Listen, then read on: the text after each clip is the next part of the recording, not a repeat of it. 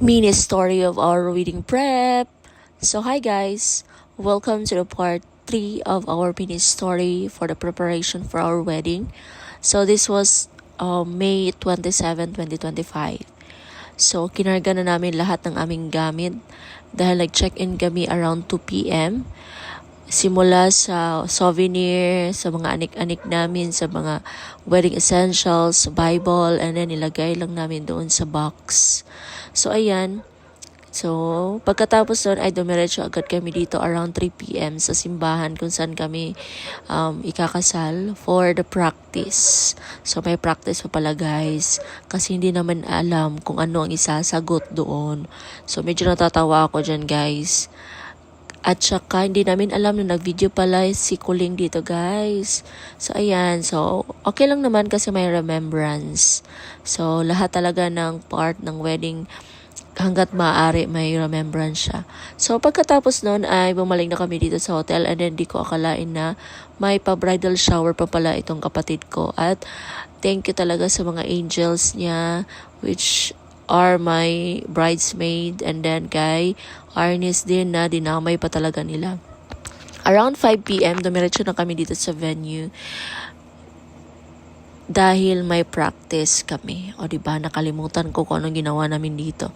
So ayan. So of course with our koor, Sir Jose, and then ayan, so nandun din yung mga angels niya for the decoration. Then ayan, practice na kami. Sayang wala si Papa.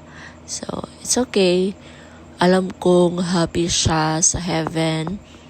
Pero I hope na nandito talaga siya na siya yung maghahatid sa akin sa altar.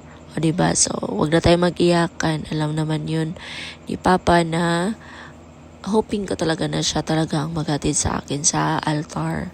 So but of course, may proxy naman itong kapatid ko, si Kuya. So, ayan.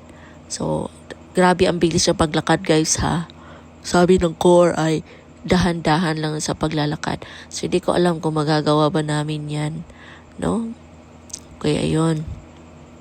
Pagkatapos nyon, guys, ay naghapunan lang kami.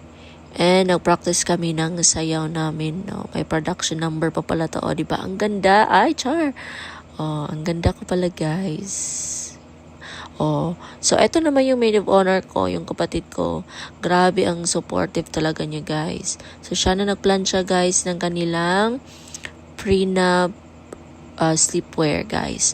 So siya rin na nagbili ng ganung style guys kasi sawang-sawa na daw siya sa mga bridal robe. So iba naman daw ito daw pantulog. So as in kahit ako, nagandahan din ako. And then, sa kanila na yan, guys. And may Paris yan na chinelas. So, diba? Yan din sa kanya, dirty white. Yung emerald green is for the bridesmaid yun. At, inayos din niya yung suot ng mga groomsmen at saka ng best man. Oh. Diba? Team groom. Napakaganda, guys. Ako ang pumili niyan, guys.